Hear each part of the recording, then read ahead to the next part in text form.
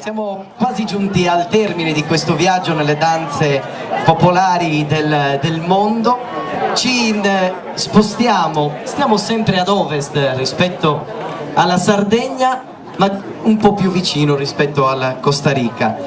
Loro arrivano dalla Spagna, ma hanno una fortissima identità culturale, una cultura che portano avanti con grande forza. Noi in Sardegna nel 1999 siamo stati riconosciuti dallo Stato italiano come lingua minoritaria e c'è una legge che ci tutela, la legge 482, che tutela la nostra lingua.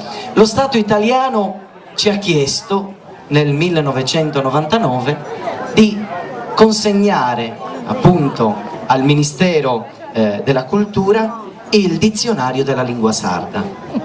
Dal 1999 ad oggi si difunti poco in disouso ancora. Per quale ragione? Perché in Sardegna abbiamo molte varietà linguistiche.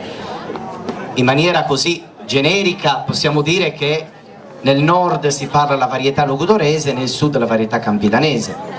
In realtà così non è, perché poi ci sono tutte le sottospecie di queste varietà linguistiche. E insomma, non siamo ancora riusciti a metterci d'accordo su un dizionario ufficiale. Ma tutto questo discorso, questo preambolo, perché? Perché molti studiosi hanno preso come esempio la lingua dei Paesi Baschi.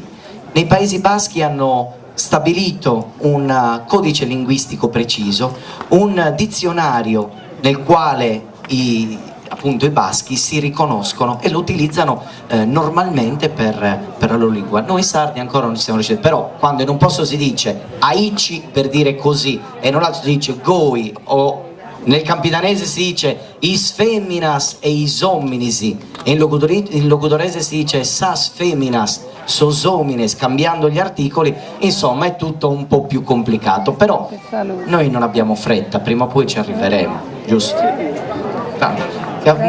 Che siamo noi, i nostri figli.